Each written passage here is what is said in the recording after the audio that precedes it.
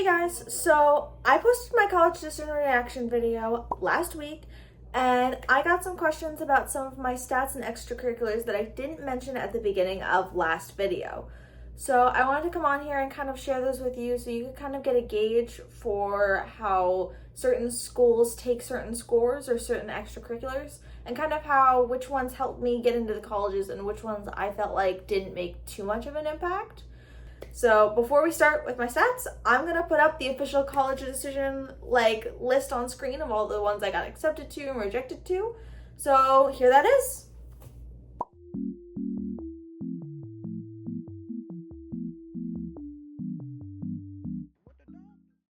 Okay, so starting off with more of my academic stats, we're gonna first kind of bring up my test scores, which I did talk about in the last video, but I did miss the chart, which was my bad. But I took the SAT 3 times and I took the ACT twice. Both the first times that I took each test, I went in cold to see how I would do and just kind of get a gauge for my scores. And I did much better on the SAT the first time around than the ACT, which I think compositely they were the same, but the scores were very different than what I expected each time. So I ended up super scoring a 1420 on my SAT, and that was with my second and my third test, which was very good, in my opinion. And then the ACT, I ended up taking it the first time, and then I took it the second time through my school, and all of my scores went up. So I didn't even have to super score the ACT. I just had a raw score of 32 the second time that I took it. And the chart, I'm actually gonna put it up on screen this time. It's actually here. They're weighted about the same. So if you kind of compare those scores on a list, they're pretty much the same scoring. And I'll also leave the link to the comparison chart in the description, as well as just maybe some small SAT and ACT links on how to find and register for those tests for anyone who's getting ready to take those. So it was very helpful for me that I had all of those links to kind of compare my scores. And even though my scores were balanced, I still sent both scores to every college that I applied to. Usually people send the higher one. So if your SAT is a 1500 and your ACT is a 28, you usually send the SAT because it's weighted more. But since my scores were the same, it didn't matter which one I sent. But for consistency and to show colleges that I could be getting the same level of scoring across multiple different tests, I sent in both scores to kind of just prove consistency. And while I didn't think it helped a lot, I definitely think they saw that and they saw I could be consistent across multiple tests. And I feel like that did help my chances at least a little bit. As for my GPA, I had a 3.85 on a 4.0 scale for my unweighted GPA, and I had a 4.43 on a 5.0 scale for my weighted GPA. And that weighted GPA included some honors classes and some AP classes as well. So it wasn't a bad GPA at all. I came from a decently large sized class. So being in the top, I think it was 13%, it wasn't bad for where I was. It was definitely I wanted to try and get a little bit higher. My goal was a 4.5, but I'm still very proud of my GPA and where I ended up academically. Okay, so as for the course load of classes that I took throughout my 4 years, I took primarily AP and honors classes, except for my graduation requirements, which were an art class, a gym class, and 2 years of a language, which all happened to be just the regular level of classes. But I did take a 3rd year of Spanish, which was honors, after that, just to kind of show my rigor and wanting to keep up with a foreign language, which ended up helping me because I chose Spanish as my language, which is definitely going to help when I go to Miami. I also took 12 APs throughout all 4 years, getting a passing score on 10 out of those 12 APs, which is really good. And the 2 APs that I didn't get, I was very close and I definitely wish I got them, but I'm okay with taking those classes when I go to Miami. So it wasn't a big deal for me. So those was kind of my general course load, but my county had a very special thing called Career Academies, where I got to apply for an academy in my 8th grade year, but if you don't get in, you can always apply during your 9th grade year. And if you get into them, you spend the next 4 years, or 3 if you apply later, being in a select class for one of your 7 classes of the day. And every day you kind of learn more about a certain career field, and you just kind of grow your knowledge on it, and you gain different skills and experiences and have access to after school clubs that nobody else has access to because you're in this special program. So I applied to the engineering program at my high school, and I got in the first year, which was very lucky because some people put it as their first choice and didn't even get into it. It was a total luck of the draw thing. And it was really wonderful. I almost applied to the architecture one at the school, like right nearby, so it wouldn't have been a big driving distance. But I really wanted to go to the school that everyone was zoned for in my area. All my friends were going, and I didn't really want to start over. So I chose to stay in my school, and I think it was the best decision I made in my entire life. I made a ton of friends in that program, and I gained a lot of experience out of it. So what we did in this academy, we went through each day, we learned different programs relating to engineering and actually some about architecture too. We had guest speakers come in that were in the field, and they talked about their journey and how they wish they had a class like this. And we also got to go on a ton of field trips, and I joined quite a few after school clubs relating to engineering and architecture. All right, so I want to take a moment to kind of expand on the career academies and talk about one of the best things that we got out of these academies, which were professional certifications relating to the program that we were interested in. So over the 4 years, I learned a lot about engineering, and also when I joined the TV Production Academy, which I didn't talk about a lot, but I joined that one during my junior year, which you're not supposed to do, but it was an elective at first. So I jumped in there, and I had a lot of fun in that one. So within those 2 academies, I ended up graduating with 12 professional certifications that people pay like to take the test, and they study like a ton for it, which is what we did, except it was offered to us for free because we were in school. So because of that, I ended up graduating with 12 professional certifications, all for free, which are still going on, and I'll need to renew them eventually. But it was really wonderful to have that chance to kind of just like step in there. And whenever somebody asked me about the program that I was working in, I could be like, oh yeah, I'm certified in that. I'm a certified professional in said program, which was really impressive to any college admissions team that got to see my resume and see that I had 12 certifications under my belt coming into college, which was quite wonderful. We had to take the tests and everything. And actually one of the programs I'll mention, Revit, I did get certified in this past year.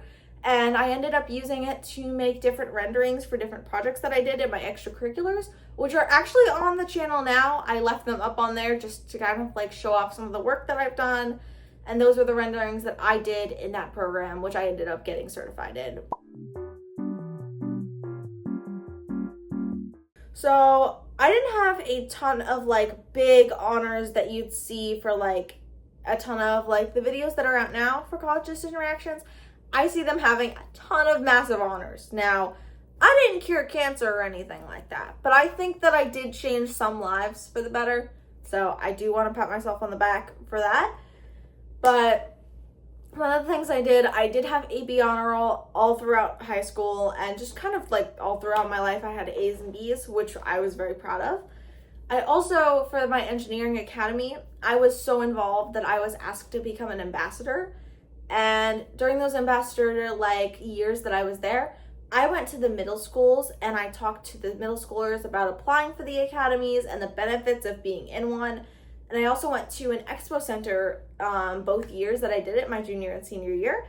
And I got to talk with students, different people in the fields that actually wanted to come and support our programs, and also parents who just wanted to get to know like what the programs were like and what their kid would be experiencing. And it was a wonderful opportunity to talk about them with it.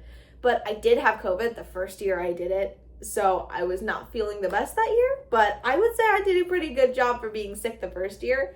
And the second year, I made sure to come back in full swing and get the full experience, because I was in the academy for 4 years at that point. I could talk about everything the academy had to offer at that point. So it was really great. In my junior year, I was also chosen for a thing in Florida called the Sunshine State Scholar. And for that, I didn't win the entire thing, but I was nominated for my school as one of the top STEM performing students. And I was kind of put up there as like a top candidate for this award. And I got to go do an interview, and I won for the school, but I didn't win for the county. So I didn't get to go on, which is okay. But I was very proud of the work that I did, and it was just something nice to put on my resume as one of the top performing students in STEM at my school. My most recent accomplishment that I did was in the fall of my senior year.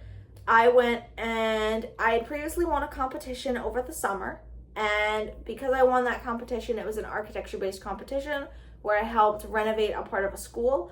I got to go back to the school and actually build my design and have it come to life with the help of different mentors and students and even the staff there. We all came together and we got our hands dirty and built the entire thing, and it was so much fun to go back and see my design come back to life.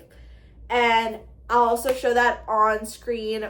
Actually, I'll show it a little bit right now, but I'll show some photos of it. But if you want to see the full video of kind of like what I did, it's on the channel already, and it was really cool, and it was one of the greatest projects I did in my life. So I'm very proud of that accomplishment, and I definitely changed some lives at that school. Okay, so moving on to my extracurriculars, one in particular that I'm going to love to talk about for a little bit longer than the rest. My extracurriculars took up a massive part of my application, and I really wanted to focus on those during high school because while my academics, I was very strong in academics overall, it wasn't enough, and I knew that. So I wanted to branch out and just kind of show how much I could do outside of just the classroom and how much I could just make a difference in the extracurriculars that I was in. So to start off, I was in 2 honor societies. I was in the National Honor Society for my junior and senior year, and I was in the Math Honor Society Mu Alpha Theta for my sophomore, junior, and senior year. And while I didn't get any leadership positions, I definitely spent a ton of time volunteering for both of those programs and got a lot of my hours from there. I also was part of many different engineering clubs, like the Society of Women Engineers and the Engineering Club. And in that one, it was really fun. We got to go to different homes around the county, and we got to go build ramps for disabled veterans, which really kind of showed me how to get my hands dirty and really just make a difference in someone's life by just going out there and being friendly and help do something for them. And it was really nice because one of the ladies that we did, she came out with her puppies, and she came out and let them walk on the deck, and we built a little hatch for them so that they could go down the ramp too. And it was really cute seeing them to go down the ramp. And that was in my freshman year, and I still think about it today. Now it's time to talk about ACE. I'm going to put the logo up here. It's wonderful. It is the greatest program I have ever been a part of. I'm going to make a whole nother video on ACE because it is the greatest program I was ever a part of. I love ACE. I could never stop talking about it. It changed my life, and I'm really happy to pay that forward coming up this year and just as much as I can in the future. So getting onto it, ACE is a mentorship program that stands for Architecture, Construction, and Engineering. And it's all across the United States, and I think it may be international. I don't know, but I know it's all across the US. And we're located in a group in Florida, and in that we got to meet at our school, and a ton of schools in the area did it. And then our program was really big. We had, I think it was 10 different schools in our county participating. So that was a lot. We even had a homeschool team. And in this program, it was run by my former teacher who He left teaching, but he still came and ran the program and helped run it with us, and I thank him so much for that. He's the greatest. And in this program, we met once or twice a week, depending on if we were regionals or nationals, and I was on nationals the 2 years that I did this program. So I met twice a week, every week from October to April, so it was a very long commitment. And we met with the team that we were already assigned to, and we had something called a request for a proposal. So we had something that we had to design and give as like a proposition. We had to make a board off of it, and we just kind of had to show that off and be like, this is our project that we came up with based on the topic that we were given. And our national ones, we got to send off and they got judged, and it was really great and stressful. So, and through this program, I got to meet a lot of different people, and I got to meet a ton of mentors and connect with them, and I still stay connected with them like all the time. And it was a really great experience to kind of just meet new people and kind of grow out of my shell and kind of just see people in the architecture field and see if that's what I wanted to go into. So in short, it was the greatest program of a lifetime, and I'm going to make a whole separate video probably on ACE because I love it so much, and I just really want to get that out there and just kind of have everyone have a chance to kind of experience it if it's something that they want to be into.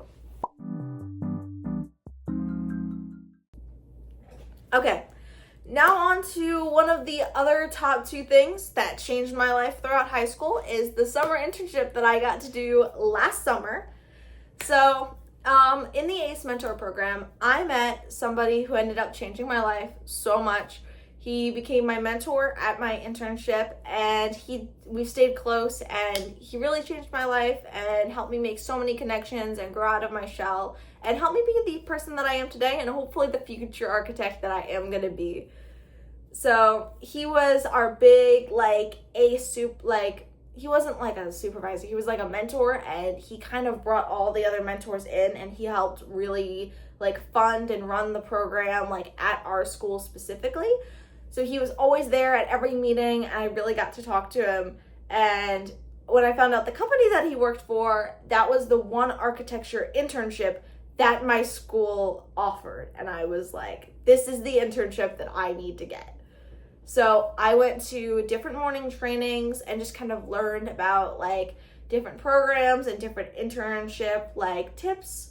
And I went through all that process, and right before interviews happened for these internships, he came up to me at one of these ACE meetings and he offered me the internship position before the interviews even started, saying that I was the first person that he wanted at the company for the summer. And immediately I said yes, and I was like super like thankful, but I was very calm about it.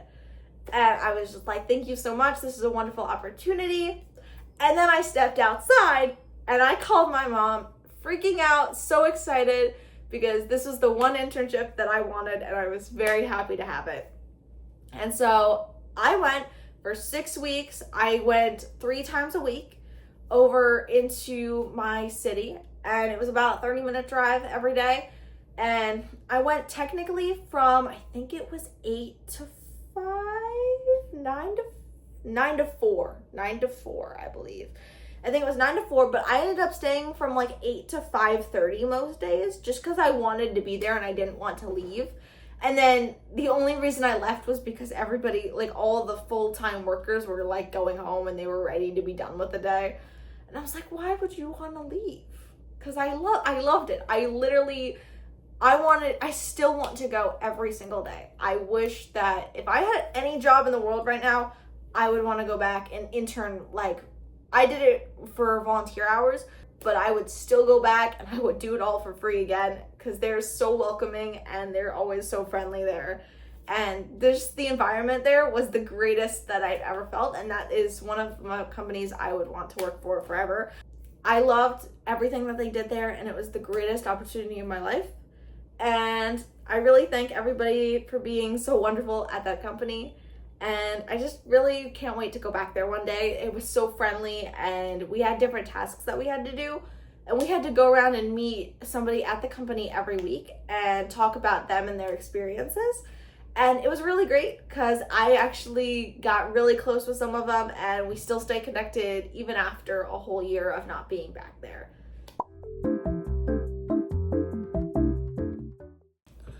Okay, so those were all of my stats and extracurriculars to my knowledge that helped me get into the University of Miami. So if you're a junior or a rising senior, a rising junior, or a rising senior watching this, please remember, it is not too late. It is never too late to do things for your resume. Most of the large things that I did, like my internship and ACE and all of that, was done in my junior and my senior year. That's really when I boosted my resume, so much. So it's never too late to boost your resume. You can even message colleges after you send in your application. If something really big happens that could boost your application, let them know about it. Mention that. They'll put that in your file for you. So it's never too late to boost your resume. Always be doing it. I still do it even now. Just always think about, what could I do to boost my chances? And do those things, because they really help you so much.